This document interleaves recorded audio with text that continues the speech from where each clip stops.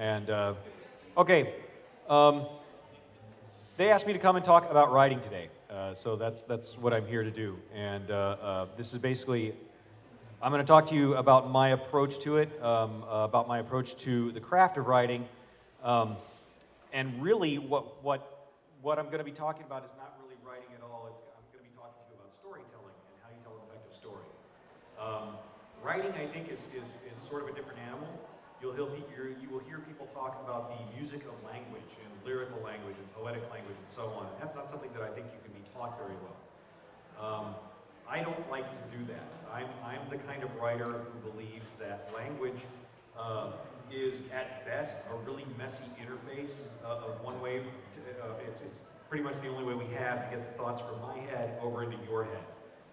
Language is plumbing. We're just trying to move something from one place to another, and language is the pipes that we have to use. So I'm sort of one of the writers who is against using fancy filigree pipes, except every once in a while, because I don't need the pipes to be made out of gold. I just need the water to get from one place to another. So ideally, when I'm working, I want the language to be something that is transparent and invisible, that you forget is there because you're busy experiencing the story. That is, and so what I'm going to be talking to you about is not about the writing or the use of language, but I'm going to be talking to you about the elements of storycraft. Using language to get these elements of storycraft apart, that's the challenge. But if you don't have these tools, if you don't have some kind of grasp on the craft, I think it makes it a lot harder to learn how to tell a story effectively and tell a story that is going to make people angry at you. Or otherwise engage them emotionally. Honestly, one of the greatest things you can hear as a writer is, "This made me so angry." Because if you're reaching somebody on that level, you've succeeded. Now, whether you've succeeded in the degree that you want to succeed or in the direction you meant to go is another question entirely. But the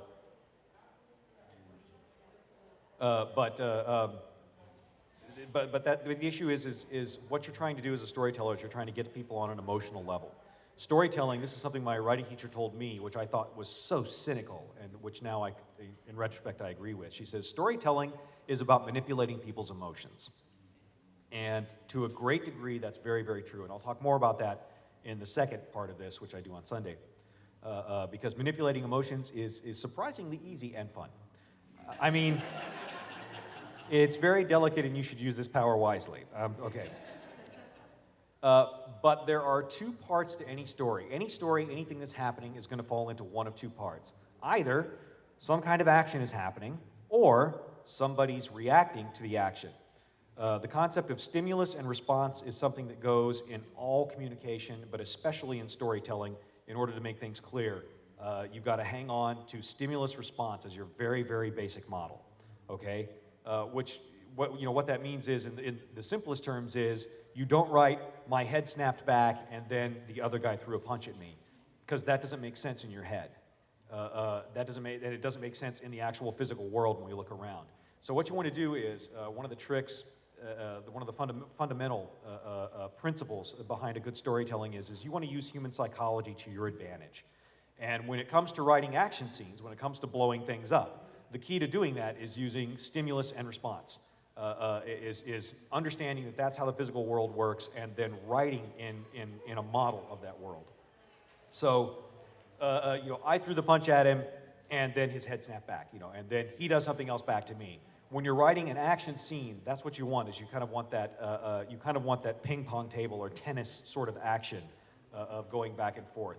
That's the key to writing something clearly when there's something huge and confusing going on.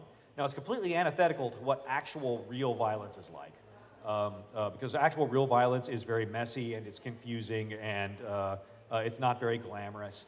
But when you're writing it, though, you're going for something a little bit different. You're doing kind of a little bit different sort of theater. So I'm going to talk about writing scenes. Scenes are where action happens in your story. Now, no matter what kind of story you're writing, whether you are writing Mac Bolan the Executioner or whether you are writing a romance, there are scenes happening.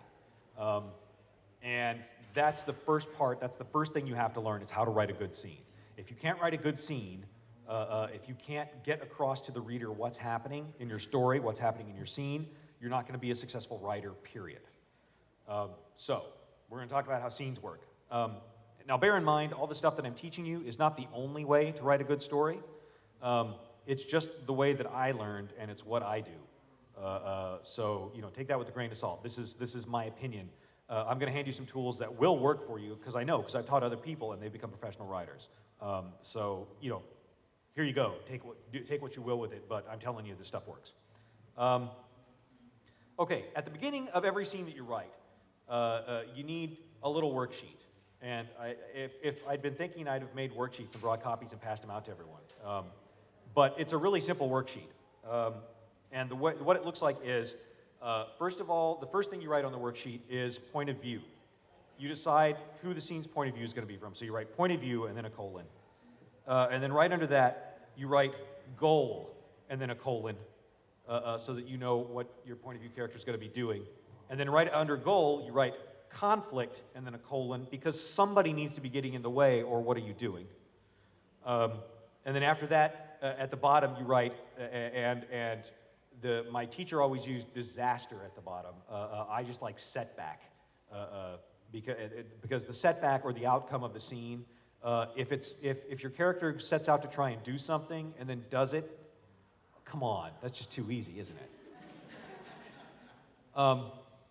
So point of view, goal, conflict, and setback. That's your basic scene. Those are the four things you have to know in a scene. And I'm going to kind of go over this, and then I'll take questions. And if you guys feel like you have something, awesome to point out to me, or if I've got something on my face or something, then jump in. All right. Point of view. The point of view character in a scene is either the easiest or one of the most difficult things you could possibly do in a story. If you're writing a first-person story, it's the easiest. You know whose point of view it's going to be from. If you're writing a third-person story where you've got multiple viewpoint characters, then point of view becomes something particularly critical to telling your story well. So at the end of the day, the bottom line is the character that should be in the point of view is the character who has the most to lose. Whoever's got the most at stake is the one you want to be telling the story from, because they're the one who's got the most emotional involvement, and that's how you get to the readers. That's how you connect with your audience. So for point of view character, in generally speaking, you want the character who's got the most on the line. Doesn't always work. You don't always have characters who are very emotionally invested in what's going on. But for the most part, if there's going to be somebody having a gun pointed at them, they're the one you want from the point of view. They're the one you want to hear about. The ones who are feeling the most emotion, because it's writing these emotional viewpoints that is what gets the reader drawn in. Okay. Which, that's fairly simple. You don't have to play it that way. It's just the smartest and easiest way to do it. And having written about 25 novels now, or actually closer to 30 if you count the awful ones. Seriously, man, my early books, I would not have made Osama bin Laden read those books. I'm just not that cruel. But just the experience that I've had so far tells me, if you pick the person who has the most at stake, your story is so much easier. And that's a lot of what my writing process has been, how do I make this job easier on myself? Because I'm fundamentally lazy. And as it turns out, that's very good for storytelling, and we'll go into that at some point. Okay, so now you know who your point of view character is because you picked the right person. The next thing you need to know is what is your character's goal? Your character has to have a goal that he is actively pursuing in that scene. Now, your goal can be a variety of things. It can range from simply survive the next 30 seconds, which is, that's a good one to fall back on if you're not sure what to do. Or it can be something a lot more complex and a lot more subtle, but whatever it is, your character has to be going after it, and he has to be going after it for a reason, and the audience needs to know the reason he's going after that goal. That's also something critically important. If you don't make sure that the audience understands why your character is doing what he's doing, they don't care what he's doing, and then they stop reading your book. And that's what you want to avoid. You want to make sure that whoever it is who is turning the pages on your story, they don't get any sleep that night. And one of the ways you do that is one of the critical steps to doing that hardly anybody talks about is you've got to make sure that they know why your character is doing what he's doing. The goal needs to be something that is active, something that he is pursuing immediately, that he is taking immediate actions to do, not make the world a better place by raising awareness. That's not really a terribly immediate or near or dire goal. This needs to be something important, and it needs to be important to your character for some reason. If you don't have if your character does not have a goal that is important to him, that he's invested in, you're not writing the scene correctly, or you're not writing the scene in such a way that people are going to stay up late at night reading it. Okay, next. The next part of the scene is conflict. There needs to be a conflict going on in your scene. There needs to be a specific someone who is getting in the way of your character's goals. Do not confuse conflict with adversity. Adversity is the mountain is cold and it's really snowy. Okay, well, yeah, but the mountain's kind of cold and snowy to everybody. It's really not, there's nothing personal there, and you want it to be personal. That's another piece of advice that if you just kind of carry it and take it with you anywhere you're writing, it's good. This time it's personal. Make sure every chapter, this time it's personal. And as long as you can kind of keep that in mind, it's going to be a huge help to you. The active conflict needs to be represented by somebody who is getting in the way. Now, this won't always be an adversary. This won't always be your antagonist, so to speak. But it should be your antagonist as much as possible. Okay? It should be Roadrunner versus Wile E. Coyote, and Wile E. Coyote should be that protagonist who is always getting in the way. Actually, I like Bugs Bunny versus Daffy Duck a little better for that one, now that I'm thinking about it, because there's a little bit more personal animosity. I mean, Daffy's invested in that conflict, and as a villain, he works great. But in any case, you want to make sure that there is some personal someone getting involved in this. And it doesn't always have to be a fist fight. Conflicts can be something very different. Conflicts can be, at the beginning of the steampunk series I've written, there's a young woman who is going off to join the military, and her mother does not want her to, and her mother is physically getting in the way and locking the door and insisting that she not, and having her armsmen show up to arrest her, and the young woman has to perform judo and pyrotechnics in order to make it happen. And that's the conflict, is this confrontation between mother and daughter. And that's the opening scene of the book. Now, there's not really, there's judo and explosions. It's not really an action scene. Because that's not really the conflict that's going on. What's going on is there is a contest of wills between mother and daughter, and between these two clashing personalities. And that's the conflict of that scene. Now you get to the most important part of the scene, which is the disaster, or the setback, or the outcome.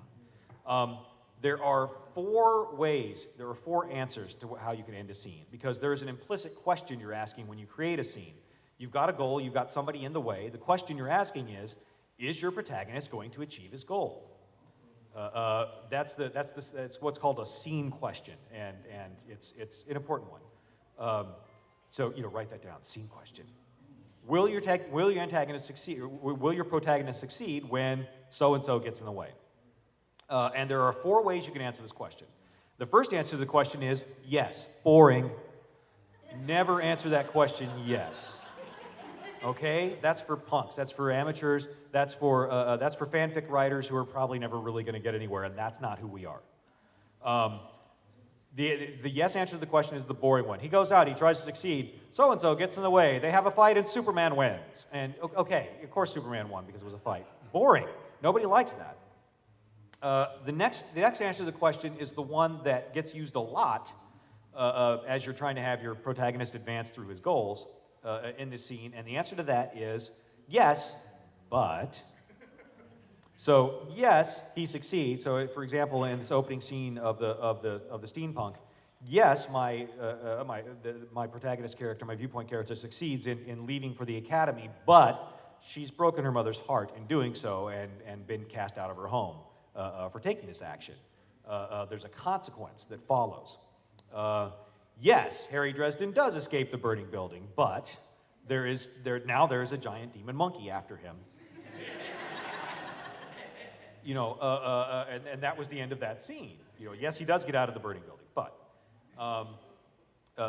and that's really that's how a lot of the great scene works. Yes, but is a great answer. Even better than yes, but is no.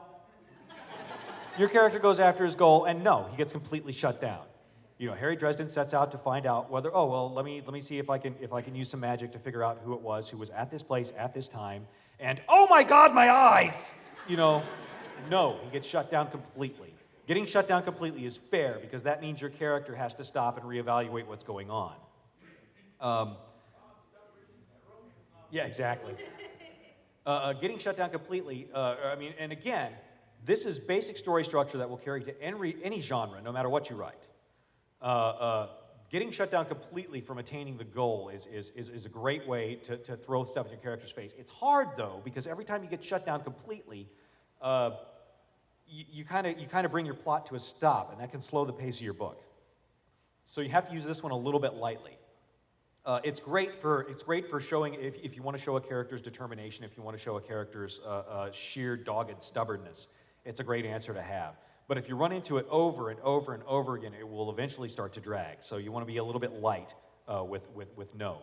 And finally, there is the very best answer to any scene question. No, and furthermore, no, not only did you not find out, but you also pissed off some brand new enemy in the process of not finding out. Great job, Harry. The no and furthermore answer is great because not only does it shut your character down from whatever he was doing, but it brings in more plot complications. Now, it's great, but this is one that you can't use every scene. Kind of I like to default to yes, but, and then no and furthermore is the fun one. The and furthermore is the fun bit. Because not only do you not get whatever it is you're after, and you've got to put that at a nice critical point of your story, but you've made things, exponentially worse if you do it right. So, not only is now I'm blanking out on an example of my own. But I'm sorry. In any case, not only have you not shut down the shield, but you've also not only have you not shut down the shield generator around Endor, but you've also trapped the rebel fleet between the active Death Star and the Imperial fleet. Way to go, Luke. Good job. And that's a really good example of a no and furthermore. That's how you get your character into deeper and deeper trouble. People ask, how do I write this? They ask me all the time, how do you keep getting your character in deeper and deeper trouble? It just seems insane, and that's easy. You write no and furthermore at the end of every scene. You can. Oh, seriously, it's not complicated. All you have to do is go do that, and you'll find yourself doing that yourself, okay? Really, none of this is complicated. It's all very, very simple. It's not easy. Lifting an engine block out of a car is pretty simple. It's not easy. And all this stuff is the same way. Let's see, I've hit stimulus and response. God, is my job that simple? Apparently it is. Okay, let's see. We've covered all that. I think we're about done here as far as goals go. We can, as far as scenes go, that's the basic stuff that you need. If you just take that little 4-line with 4 things with a colon to fill out scene, it's like a character sheet. Only you're writing it for a scene. If you take that with you, it's what I use every time I sit down to write. It's what I use every day, and seriously, it works. It's a tool that you have to use and practice for a while, but it's an extremely versatile one. It's very simple and very, very powerful. Work on it. And at this point, I'll take questions because, if you think this doesn't work, I guarantee you, I promise you, I can explain it to you how it actually does.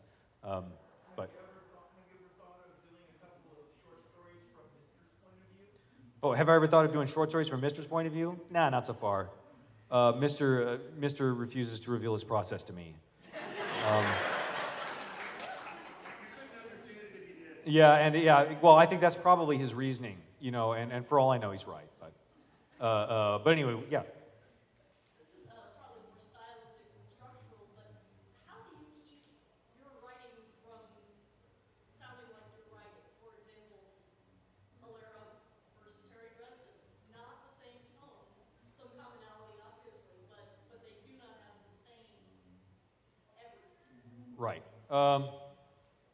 Mostly the Alera thing, when you're writing your character, and we're going to get into this tomorrow or on Sunday when I talk about sequels, because there are two parts to every writing: things that are happening, you know, blowing stuff up, and making people care about the things that are happening, and that's the important part. That's the absolutely critical part. Writing an action scene, it takes a little bit of practice, but really it's pretty easy.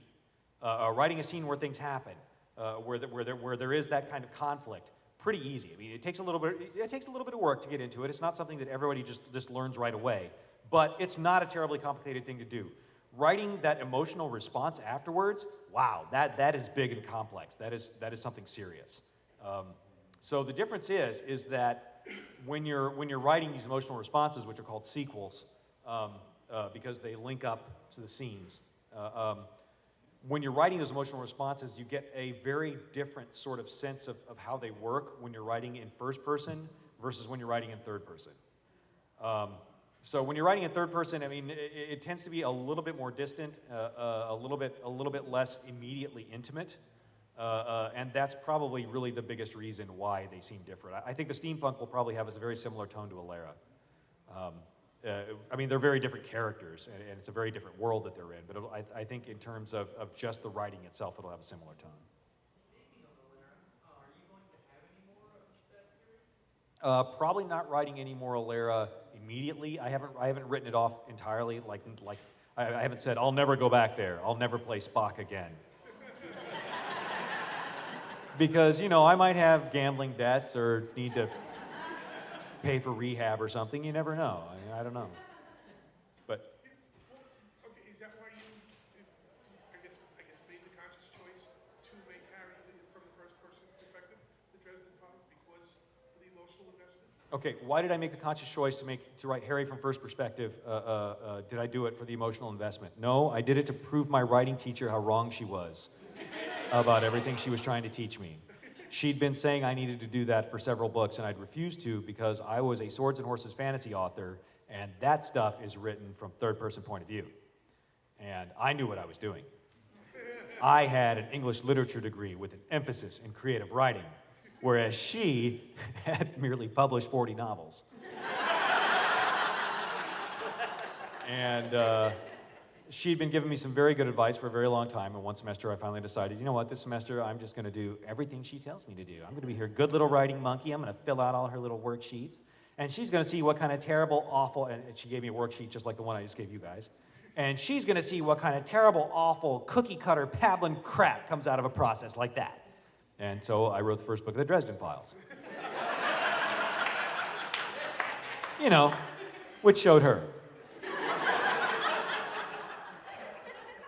But it was very good for me because it led me to understand how smart I'm not.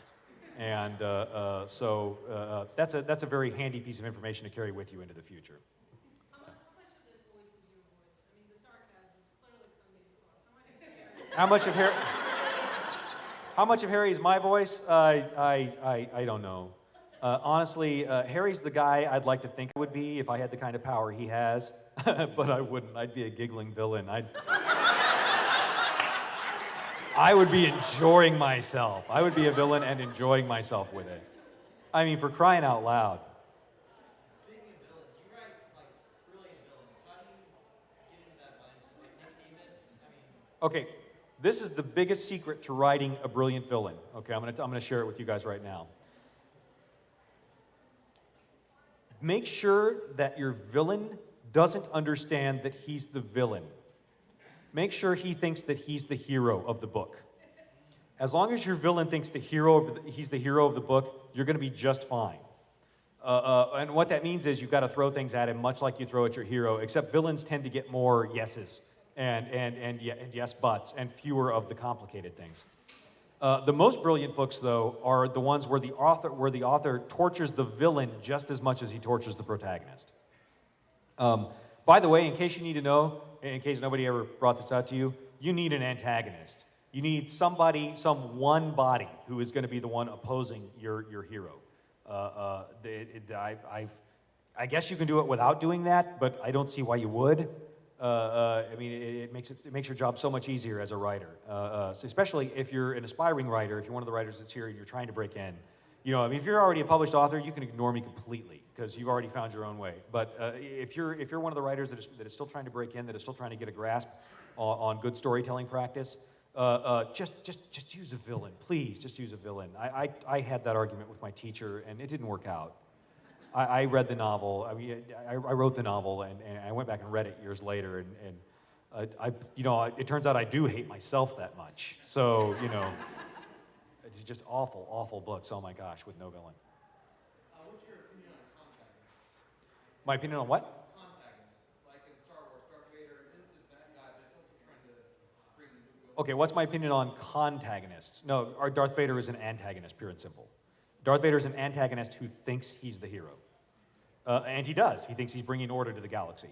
You know, although really, I think Glenn Cook said it just brilliantly. He's like, well, you know, now that I've seen both trilogies, I always kind of thought that Darth Vader didn't have a good enough motivation for turning against the Emperor at the end and turning back to the light, but now I see that he also didn't have a good motivation for turning to darkness. So he's really just kind of wishy-washy that way. Which I thought was just a hilarious assessment of that. But for the most part, though, until that, Vader is a great example of villainy. He's a great example of an antagonist who is cool and powerful, and who absolutely embodies the antithesis of what you want your hero to be doing. So I know you're aware of the thread and the guys over at Fate. How much different is writing for a game than writing for a novel? How much different is it writing for a game than writing for a novel? I don't know. I didn't write any of the stuff for the game. They all did that, and I went through. I got my red pen out when I got their final thing, and went through expecting to just mangle it, and just found myself laughing and agreeing with them. Yeah, and I mean, all the comments that they've written in the sides and everything like that, the various characters' voices. I thought I was going to have to go through and just stomp all over people's feelings, and instead I just enjoyed the hell out of it. That's an example of one of those things where the people who were doing that job absolutely busted their asses working, and there's just no substitute for that at the end of the day. And the gaming product they put out was absolutely superior. And this is the Dresden Files RPG. And wow, I've been continually amazed by that, and at how what a great job they did. And what, to get any of the books? Yeah, they're all for sale. Yeah, they're all for sale in the dealer's room. Yes. Do you build your scenes for the games you're running the same way you build your scenes for the books you're writing? Do I build the scenes for the games I'm running the same way I build for the books? And does it piss your players off when the answer's always no and furthermore? I save the no and furthermore for the end of that answer comes at the end of the session before we break for next week, because then I get to cliffhanger them for a week. And okay, you may have noticed I've got this thing. Although I will point out in Changes was technically not a cliffhanger. A cliffhanger is when you don't know the answer to the implied question or to the story question. You know, Changes, the story question is Harry Dresden sets out to save his daughter's life from the Red Court, regardless of what gets in the way, even if it kills him, and it does, the end. You know, I don't really regard that as a cliffhanger in a technical sense from a structural standpoint. There are a few diverse voices who may disagree with me, but that's okay. But as far as setting it up for games that way, yes. But the problem is you can't. You can control in a game. You can control the conflict. What's going to happen? You can give people a goal and control the conflict, but you can't control what they're going to do. So the outcome is kind of up to them and up to the dice, and you've got to make it up on the fly, which is very good for you as a writer. I highly recommend running role-playing games if you want to write, because you do spend a lot of time making up story. But I do horrible things to my players. Oh man, and you know, you don't get to find out the answer to questions until okay. And if your party's going, you did what? You did what? And it's like, okay, you're on the right track. You need to write a book now. How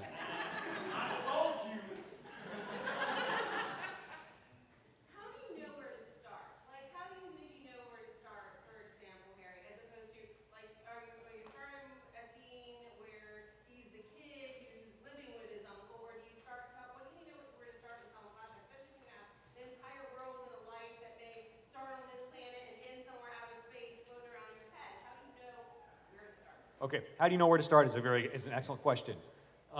You want to start in the first meaningful action. Figuring out where to start is about figuring out when your character gets to start making the choices that affect his story. So really that's kind of where it goes. In the Dresden Files starts in the first case that Harry takes that starts intersecting with the overall series bad guy. And you don't get to see that's the first case that starts intersecting with the overall series bad guy until Cold Days, I think is where that finally starts coming out. But that's where I decided to start the Dresden Files, and I figured he'd had some stuff that happened before that, and there's some stuff that happens in the middle that I don't write about, you know, because it's not stuff that does that is tied into the big story. Similarly, I mean, okay, if you're writing epic fantasy, you know, epic fantasy starts with a farm boy on a farm, and I didn't write that rule. But honestly, like every one of them does. So that's where I started Codex Alera. You know, when I started writing the steampunk, I didn't start that way. I started with very different characters in very different places. But you can do that with the farm boy as long as the farm boy gets to start making choices immediately that affect where he's going. Really, writing stories is all about characters making choices, which is part of the sequel that the sequel structure we're going to get to in the second lesson. But how characters make their decisions, why they do what they do, is absolutely critical and difficult to write about. It takes a lot of practice. But on the other hand, once you get it down, then you can do anything you want to the readers, and that's fun. I mean, and that's profit. I mean, they like that. Seriously, I mean, if you disagree with me about how cynical you're manipulating people's emotions thing is, the best books are the books that make you laugh, that make you cry, that make you hate the bad guy and cheer for the good guy. And you know, if the writer has done that, they've manipulated you into doing that over their imaginary friend, more or less. And that's the name of the game.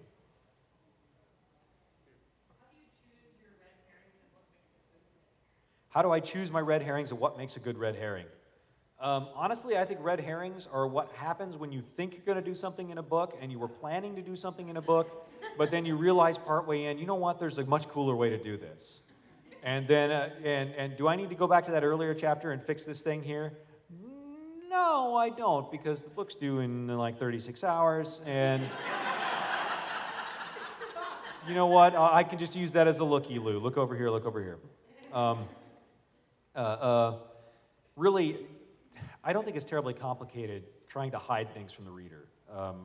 Really, you can hide, the easiest way to hide anything from the reader is in plain sight in a clutter of other things. So I don't usually plan on specific red herrings myself unless the bad guy is pulling them. In which case, it's not really a red herring, it's something the bad guy's doing. But For a series like the Dresden Files, where you've got this huge series plan and it's very detailed and involved with the entire world, how much planning went into that before you actually started writing? how much planning went into the Dresden Files before I actually started writing? Like the world itself. Okay. All right, well, you remember the circumstances under which I started writing the Dresden Files, right? Yes. All right. Let's see. I think I went out and I picked up a couple of books from the metaphysics section of the local Borders, and read up on magic, and I picked and chose the pieces I wanted from that, and I did a bunch of work on the character himself. I kind of designed the character. By the way, if you guys want to hear a rehash of this anywhere, you can get to it at jimbutcher.livejournal.com. All that is a bunch of lessons for aspiring writers about basic storycraft. And there's stuff in there about building characters and how you establish characters in people's minds, and that'll tell you a bunch of things. But I decided I filled out Carrie's character sheet because that's really how I thought of it. People had character sheets. Only instead of attributes, instead of strength and dexterity and constitution, they had tags and traits and distinguishing characteristics, and that's how I filled them out.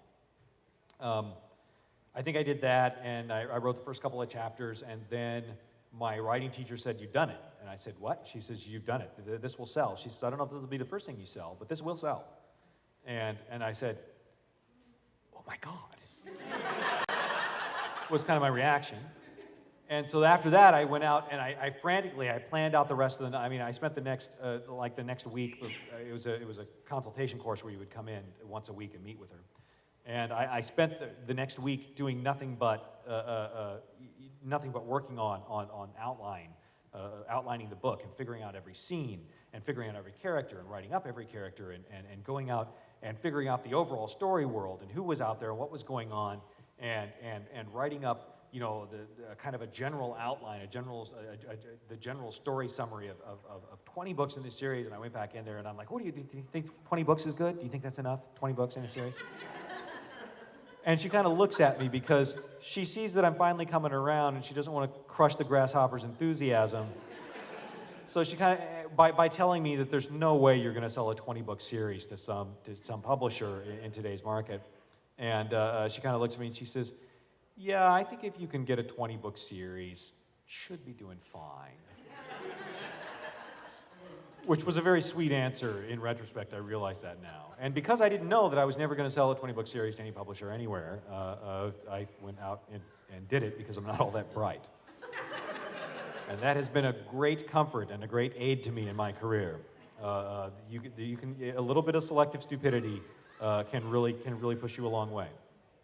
But I've got what I had a complete outline of the first book, where every scene was outlined and every sequel was outlined in that little format that I just talked about. And there's one for the sequels too. And then I had a 2-sentence summary of every other book in the series, and then about a 3 or 4 sentence summary of the big finale books. And I've still got that on a piece of paper somewhere in my office back at home. Although I've read it so many times I don't really need to look at it anymore. But there it is, and I'm still using that outline because it's worked so far and I'm afraid to break it. And that's what I'm working on. The next book will be, I've got to turn it in September 1st, and it will be done September-ish. And then I'll hand it to him, and then depending on how long it takes to go through production, it could be any time between the end of this year and the beginning of next year. Well, it's just going to depend on how quick we've got to get it turned around and where they decide the holding schedule is. But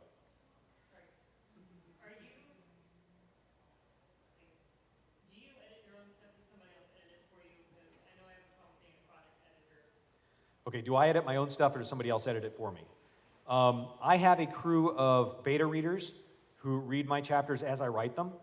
And if you think I torture you guys, who has to wait a year between books, I do that to the beta readers like 2 or 3 days a week. And they've got to wait between chapters because I write a chapter at a time. So, yeah, basically my goal is to make the beta readers just absolutely insane, which is why I call it the beta asylum. And by with how much they get strung out, and then that in turn they pass that insanity on to you as the reader, and then you get it. But they'll read over it, and then it'll go to my editor. My editor generally edits me very lightly because she kind of likes how I do things. I don't know why, but she does. And then it'll go from her. It'll go to a copy editor or to a copy editor. The copy editor will come back, and I'll send it back. No, Harry Dresden doesn't say whom unless he's making a point. I'll fix all the grammar things that they fix that I don't want fixed, and that kind of thing. And then after that, we'll get a proof, and I'll have to go over the proof and edit the proof, and then it goes in. But yeah, I mean, I get edited, but really I consider the most significant editing gets done by the beta readers, because there's some people there who are, I mean, for them, they're doing it, they volunteer for it, they do it because it's fun. And as we know from Ender's Game, the things you do to play, you do far harder than anything you do to work. And so they're very good at keeping track of details and so on, and be able to tell me, no, actually, Lashiel's mark got completely removed in this book, in this chapter, on that page, in this paragraph. Well, why, thank you. I will now go fix that. But I always get feedback commentary from them, and I always know the commentary that ticks me off the most is the most valuable. And so I have to set it to one side, make sure I don't lose it until I can stop pouting, and then I'll come back to it and work on it. But right over here.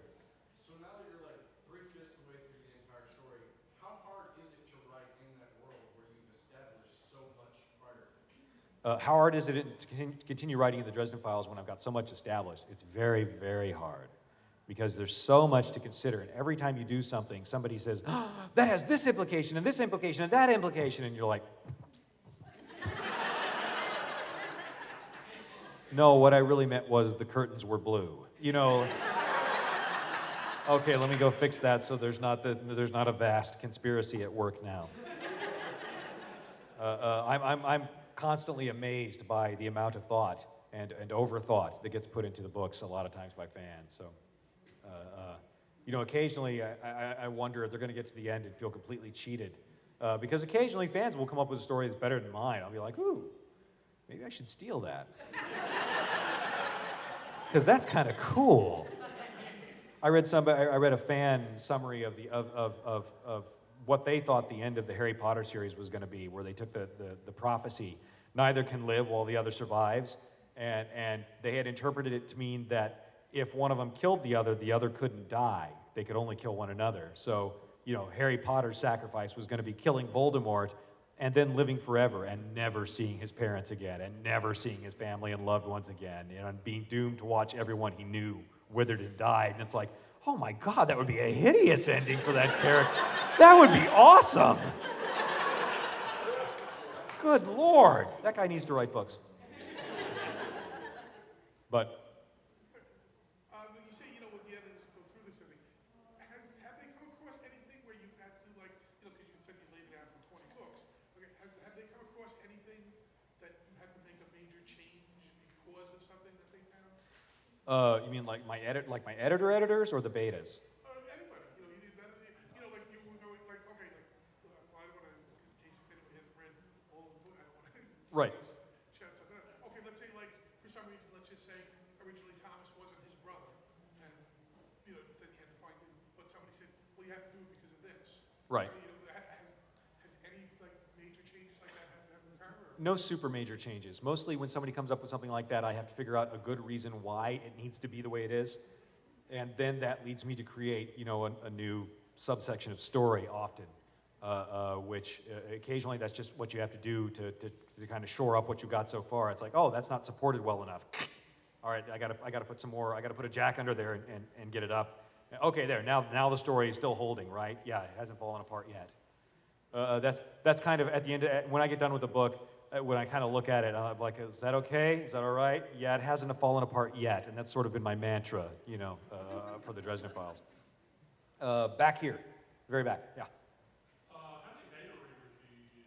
I've got 14 beta readers right now, and every once in a while, people will burn out and will drop out, and they just don't have the energy to chew through the straps anymore, and then I'll round up some new ones.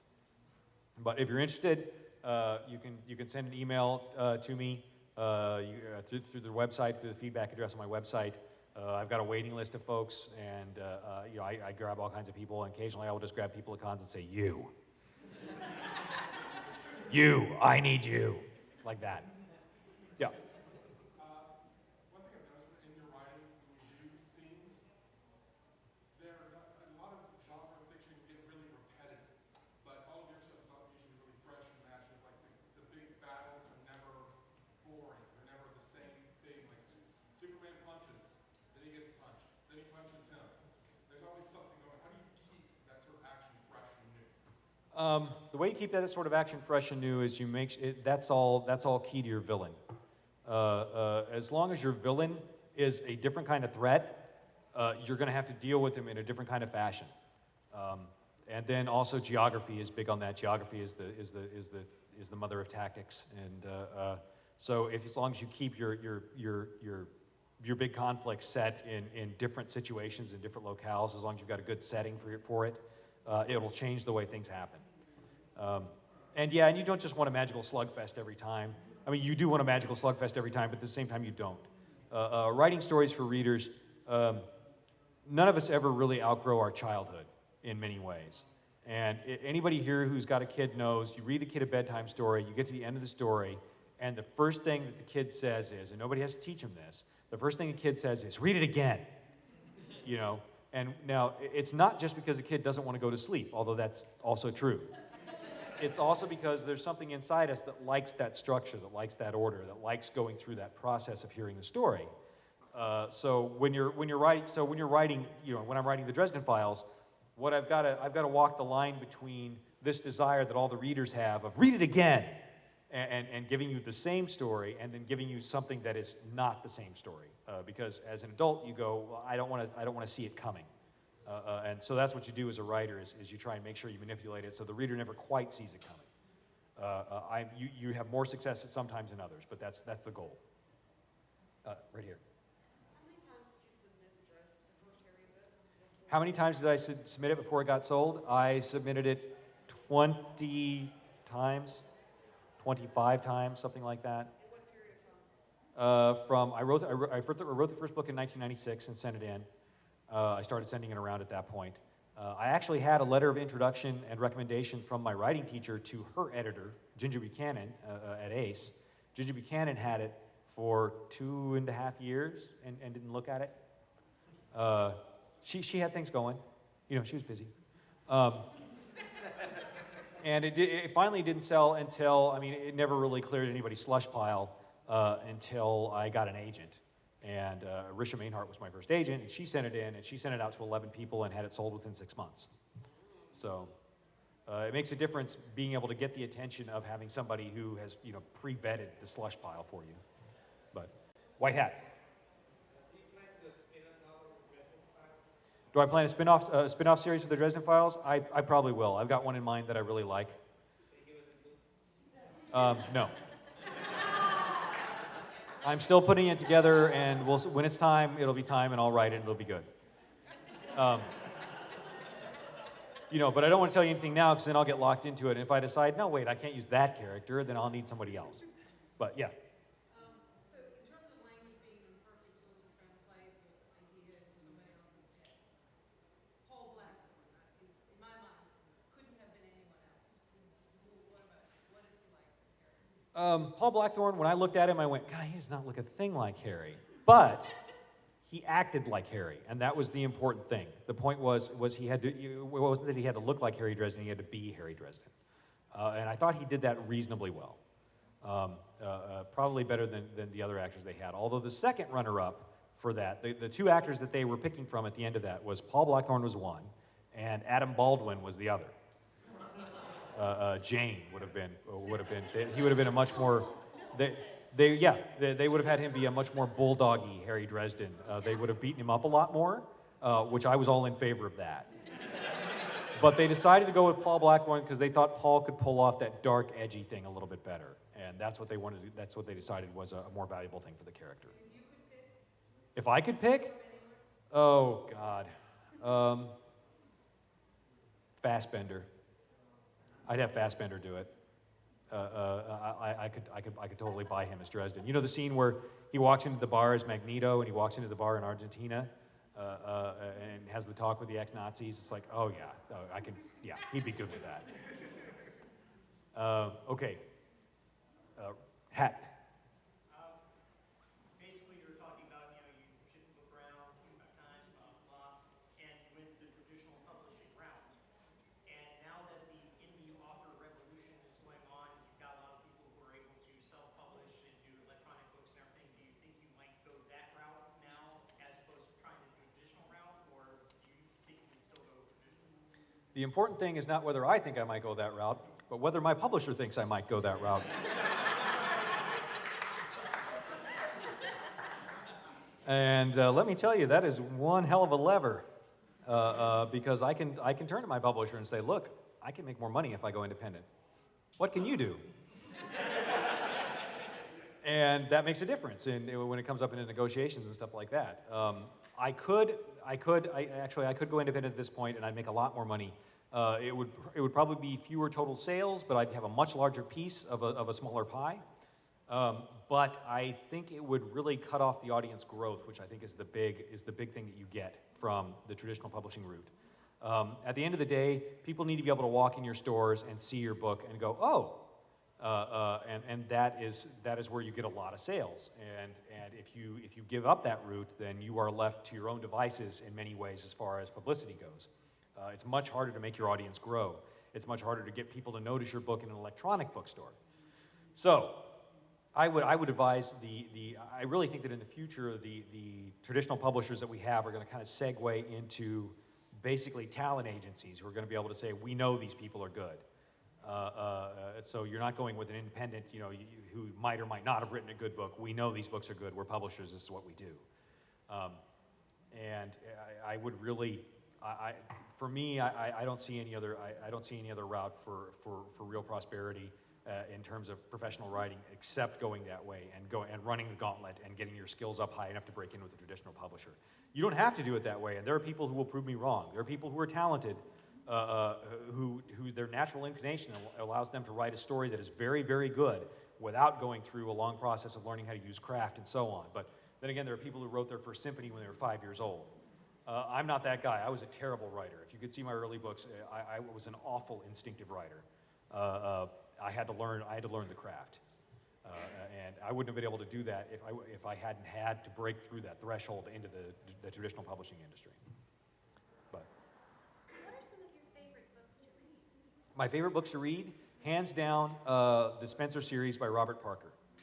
Robert Parker writes an excellent story, and he also is somebody who is very good at using very transparent language and telling you things in very, very simple and very elegant terms.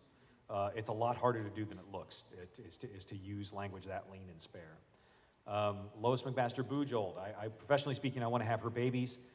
She is just an absolute master of blending plot and action and character and world building all into one seamless piece. It's amazing with her. I guess Rothfuss is okay. Whatever, that jerk. He needs to write more. And then there's Brandon Sanderson. He needs to write less. Every time I go to a new convention, there's a new Brandon Sanderson book out. Somebody needs to break that guy's fingers. He's making the rest of us look bad. I've enjoyed the hell out of E.E. Knight's Vampire Earth books. Those are also ridiculously fun. I enjoy the Honor Harrington series by David Weber. Hornblower in Space. Oh, I love it. But there are a good many books that, I mean, there's always great writers, and the only problem is finding enough time to read them all. But Since you have followed the traditional publishing route, how many books did you sell before you were able to actually live on your income? how many books did I sell before I was actually able to live on the income? The answer to that is I had to have 2 series going. I had sold the first 5 Dresden books and had just got done with number 6 and had just sold my 2nd series, and that was when that was when I went to Shannon, who was at that time had a job that she totally hated, and said, you don't have to do this job anymore. And which was kind of an awesome feeling to be able to do because, you know, I cannot tell you how many times I went home for Christmas and had somebody, you know, at the big family Christmas thing say, "Are you still writing?" "Yeah." "When are you going to get a real job?" Man, I cannot tell you how many years I heard that. And I don't hear that anymore. So that's a nice feeling. That's a really nice feeling. Besides the Dresden Files comic, have you thought about writing any other comic series? Aside the Dresden Files comic book, I thought about writing another comic book series. I have, in fact, and I've got an idea for a couple of them. We'll have to see if I'm going to do them in the future. Really, I kind of want to focus on just writing novels, because it's kind of what I do. And comics are really a lot more work than I thought they would be. So the year that I decided, I'm going to write a Dresden book and an Alera book and a Spider-Man book and a graphic novel. That was sort of crazy, at least for me.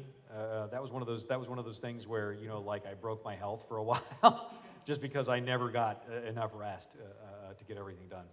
But anyway, yeah. So you probably do most of your writing on the computer, right? I do most of my writing, like all of it, yeah. So what do you do when you're like sitting in the grocery store and like, oh, I have a great idea of what I can do next? When I'm sitting in the grocery store and I've got a great idea of what I can do next, I don't worry about it because if it's a good idea, it'll stick. And if it's not such a good idea, it'll slip off and fall away. And I know that if it's a great idea, I'm not going to forget it because, ooh, that's awesome, I have to do that. And then I'll go home and I'll get on the computer as rapidly as I can. You know, and then go back to the grocery store later or whatever. You know. But, you know, it's one of those things where after a certain amount of time, you're writing along and you just know when the right idea comes along, and then it just goes click, and then it's locked in like the piece of a jigsaw puzzle, and you don't have to worry about it anymore because, you know, obviously that's part of the whole. Boom, there, that fits. And that's been something that I've really enjoyed getting to develop as a skill, because it's a skill-based thing. You know, it's something that you're building out of all the things you've learned that is too big and complicated a thing for you to consciously know, you know, but your subconscious mind takes it and goes, look at that, and you go, oh, cool, neat, that's awesome, I feel good about this, the Force is with me, and that's what it feels like. You know, it feels like you feel kind of Jedi Knight-like. But back here.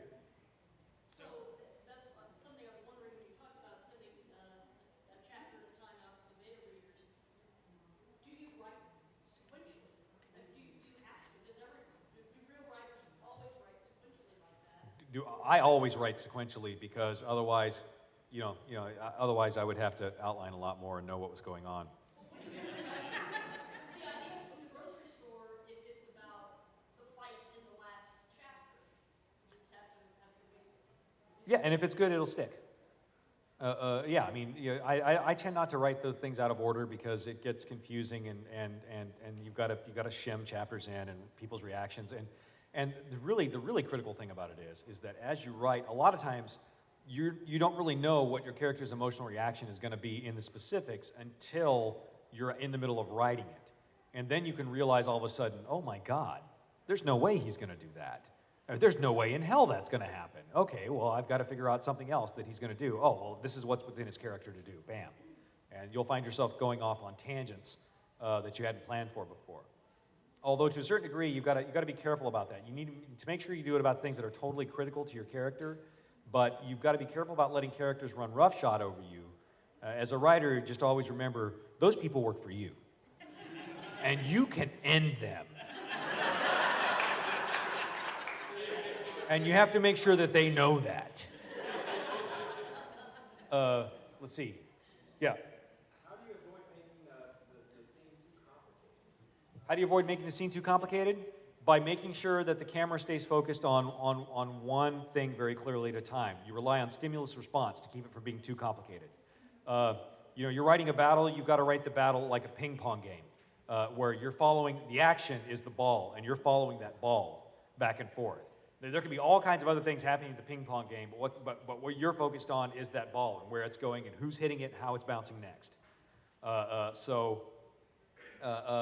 You'll write the when you got to think of it like a boxing match, punch and counter punch, and follow one thing at a time, because that's the big downside of communicating thought this way is you have to communicate things in a line. I make jokes about mortals being so obsessed with continuous time, and that's a reference to storytelling. I don't really, it's you would have to be an incredible storytelling nerd to have picked that out, and I haven't really explained it to anybody before, but yeah, it's like, oh, you mortals and your obsession with continuous time, because that's how you have to tell the story. So of course we're obsessed with continuous time. It's the only way we can figure out anything outside of our own existence. But Talking about sequential and continuous, I'm not a writer, but what is the style where a chapter jumps from one story to the next story, then back to the other story, then back to the next story? And how do you read something like that without wanting to skip chapters? generally, in a third-person style, you can do that, and if you do it well, you can use that to do all kinds of stuff. You can use it to accelerate or slow down the pace of your plot if it's going too fast or too slow. You can use it to build suspense and tension in the reader, especially when one of the people you can cut to is the villain, and you can know what the villain's doing. You can know, and so the reader can know that your characters, your protagonist, is walking into a trap that they've got no idea, and the reader could be shouting at them, "Don't go in that room!" And that's another way to torture a reader. I mean, to help your reader engage. But Okay, so you just have Dresden from this first person, self-deprecating, wonderful voice and perspective. But do you ever get to that point where you wish you could do that with a villain, and I can't get in the villain's head because I've got to tell it from this place? And how do you? I mean, you work around it so well, but like as in the writing process, you don't ever think like, oh, I just really want to get in Molly's head right now, and I want to not to tell my readers what she's thinking and feeling, and not just what Dresden is like assuming she's thinking and feeling based on the expression on her face.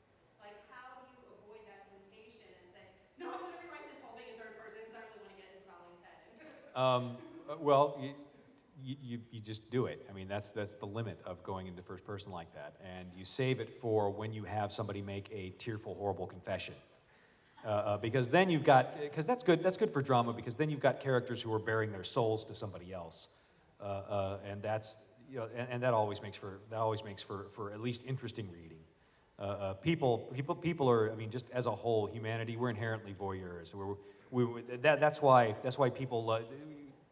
A lot of the bestsellers, one of the primary traits of best-selling authors is they have a lot of dialogue. Why? Because it's fun to listen to other people's conversations, and so, as you're writing, use as much dialogue as you can, because it's the natural tendency of the human being to want to listen in on somebody else's conversation. For better or worse, that's who we are. Yeah, right here. Speaking of bearing your soul, you probably won't say, but when other people look on Harry and they do the soul gaze, what do you think they see? What do I think they see? Oh gosh, I don't know. I haven't had to write that yet. If I ever get to the point where I have to write that, I will. No, I know what they see. I know what they see, and there's a reason that he's got so many people who won't leave his side. But, Will we ever get to see it? maybe. Yeah. How do I deal with writer's block? I don't believe in writer's block. I don't think it exists. I think it's a myth. I don't ever have writer's block. Sometimes I really, really want to go play video games instead of work.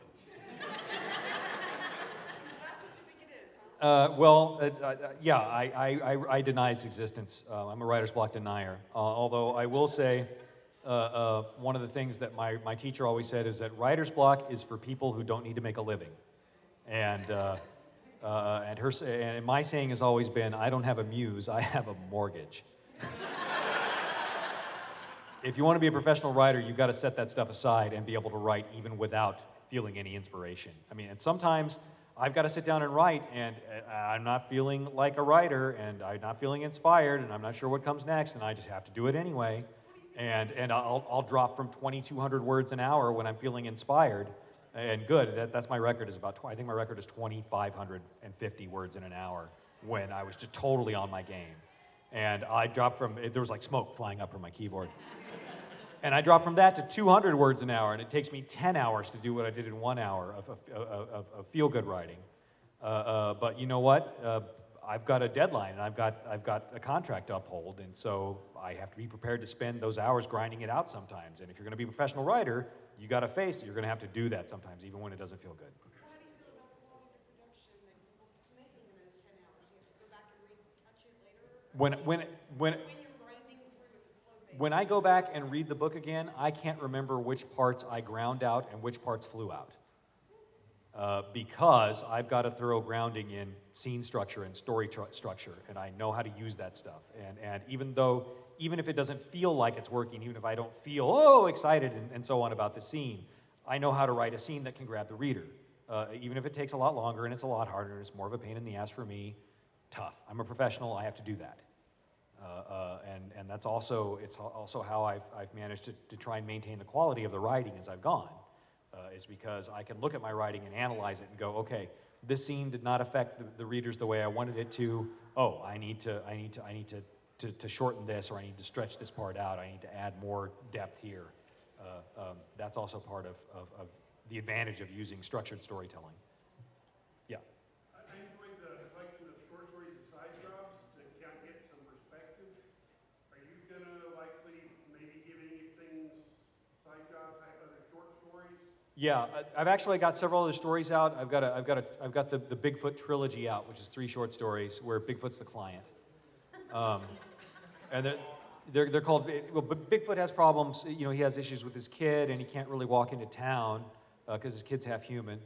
And so he hires Dresden to help. And so the first one is B is for Bigfoot. The second one is I was a teenage Bigfoot, you know, and the kid's in high school. And the third one is Bigfoot on campus, and the kid's in college.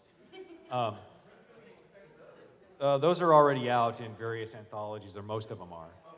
I've got one called Bombshells that just came out in an anthology by Tor. It was supposed to come out, it was supposed to be released a month before Cold Days, and it was targeted for the Cold Days audience, you know, to kind of build suspense for that, but I forgot that George Martin was in that anthology, so, you know.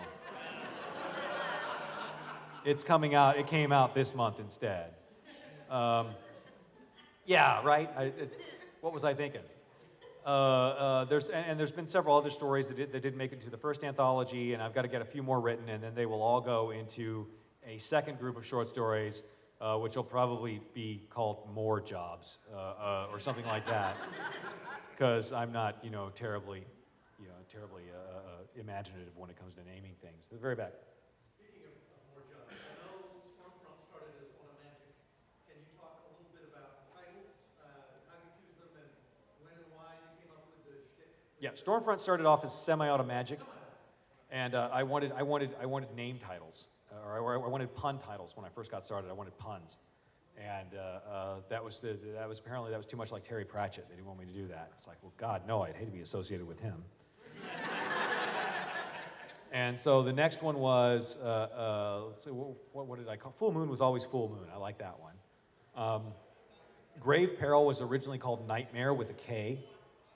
And they didn't like that one. Summer Night was always Summer Night. Death Mask was, originally I wanted to call it Holy Sheet, and they wouldn't let me. But what I did want was, I wanted a naming convention for the books, because the series, one of the traits of the traits of long-running successful series is a naming convention in their titles. And I wanted people to be able to look at the book and go, oh, that's a Harry Dresden novel. I can tell that from across the room. So I wound up, the best I could do was to come up with a naming convention where the names had the same number of letters, so it would have that kind of square look in the title. And that was as close as I could get to having a naming convention, but I definitely wanted that. And my publisher was like, okay, whatever. And now I'm like, huh? But, so that's why. Originally, the next one, Blood Rights, I wanted to call it Triple X with an EX, you know, Triple X, and they wouldn't let me do that, and so I said, well, can we call it Family Secrets? And they're like, no, that's too much like Nora Roberts. And I said, I suppose Money Shot is just off the table. And they're like, yes, it is. Fine. I swear, those editors, they're so uptight. What's that? It was always Ghost Story. Yeah, I mean that was, you know, I planned that from the very beginning. Book 13, Wizard solves his own murder. Okay, you know, like that. That was really pretty much the summary of the story too. But So as the guy who brought us back, just how much do you love beer? I don't drink at all. Nothing. I don't drink anything. No, my family tree has way too high a cross listing of alcoholic with felon. And it seems like a really wise thing to avoid in my personal life. And so I don't drink at all.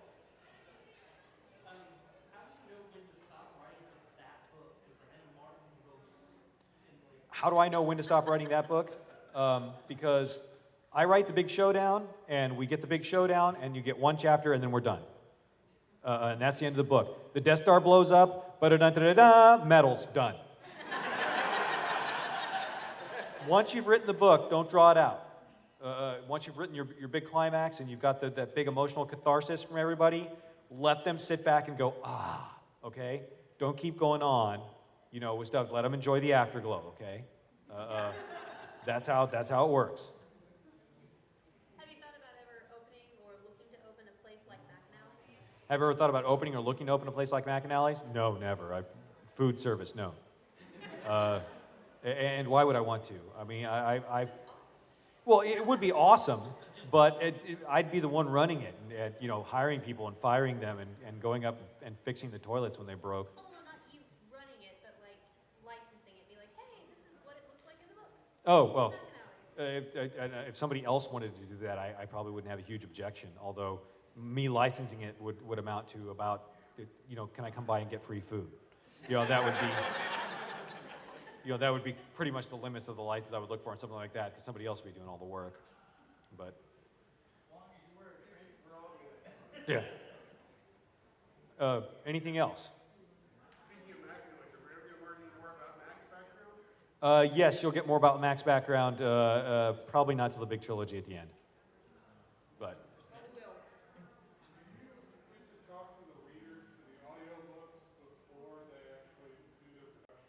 do I get to talk to the readers for the audiobooks before they do production? No.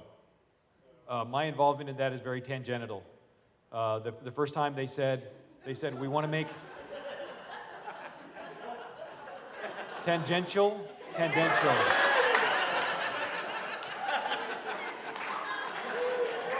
Look, man, I got my vocabulary by reading it, so So the first time they said, "Hey, we want to do an audiobook." And what I heard was, "We want to pay for your family's health insurance for a year."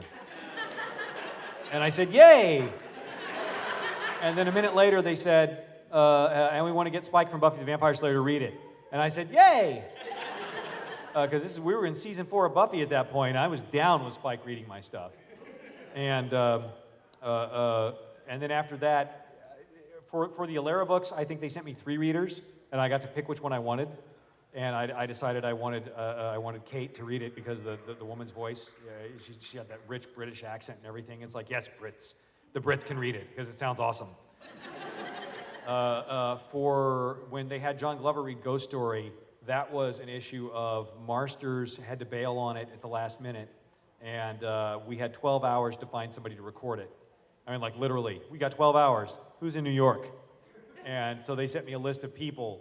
And it's like, no, I don't want to. Really? Gilbert Gottfried? Which would kind of be hilarious now that I think about it. But only as like a one-off, not as a, Fuego! And I recognized John Glover, and I said, okay, you can do it. And then I occasionally get a call at the beginning. Whenever they run it, somebody at the recording studio runs through and makes a note of all the words that might be pronounced weirdly, and then they call me and say, "How do we pronounce these?" And then I'll say like this, or I'll say, like this, and get as close as I can. But.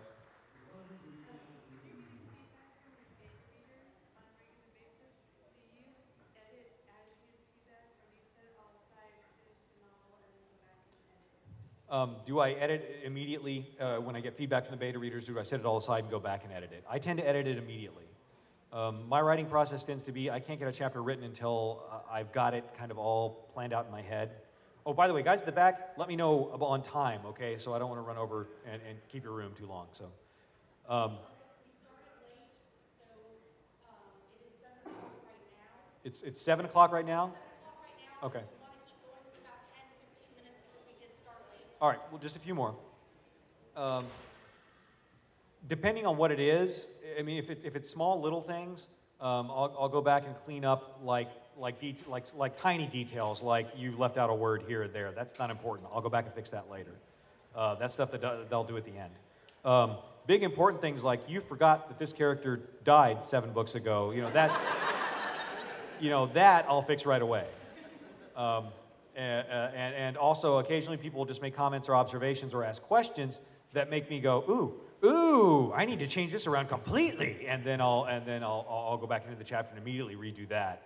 And then the next chapter will be set on a different planet or something, and people will wonder, well, wait, what happened? Oh, I edited the last chapter. I better put that up too for context, and so they'll get to see them both. But back here, blue shirt.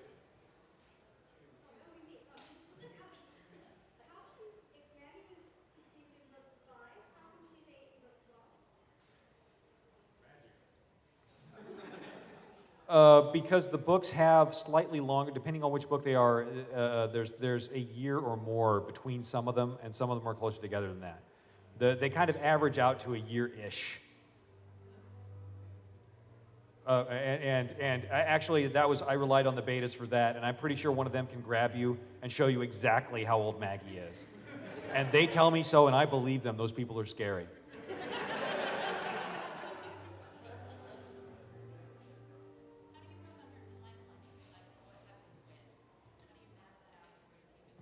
How do I map the timeline out? What happens when?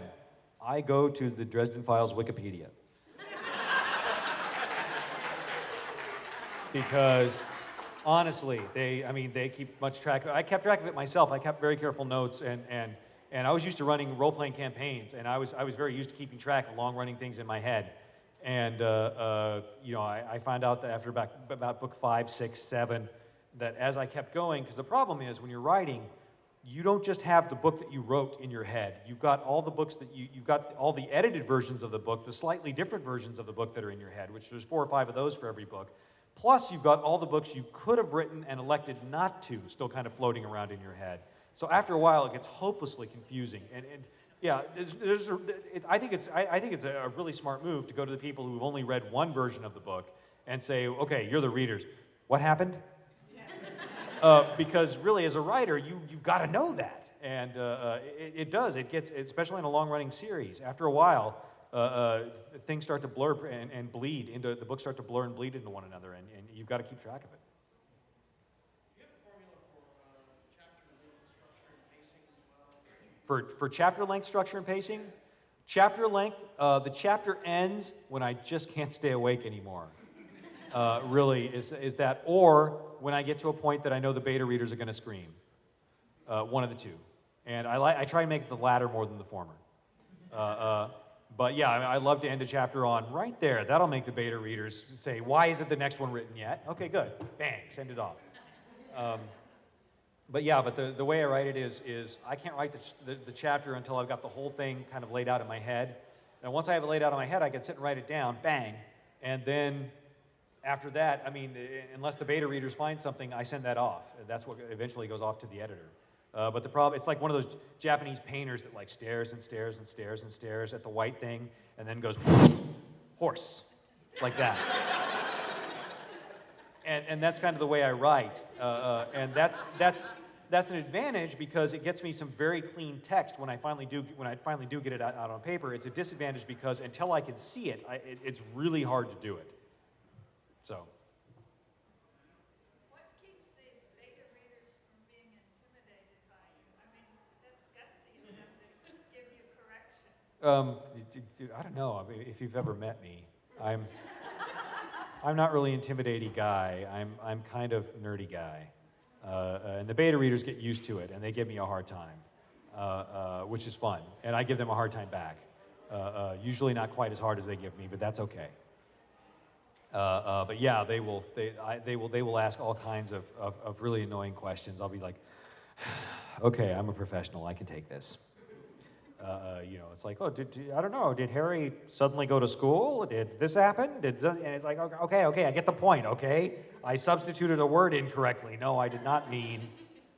I did not mean that he slandered her. It was slender. The word was supposed to be slender. Get off it already. Jeez, you editor people.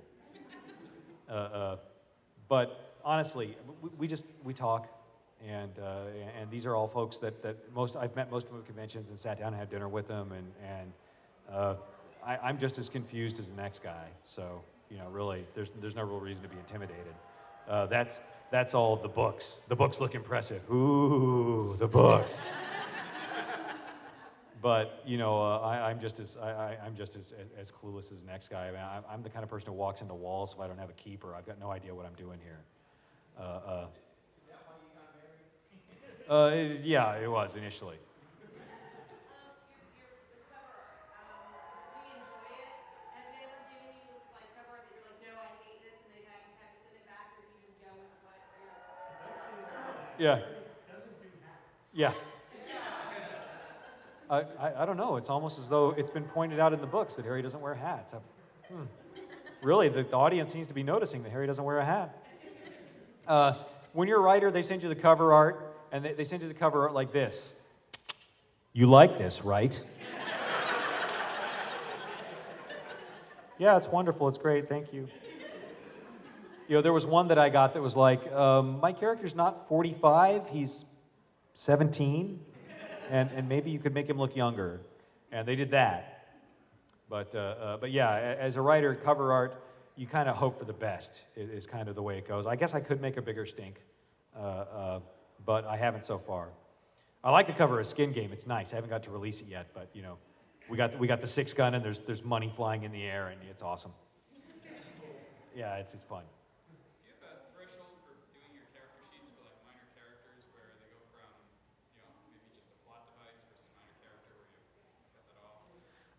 Is there a threshold for that? Yeah, absolutely.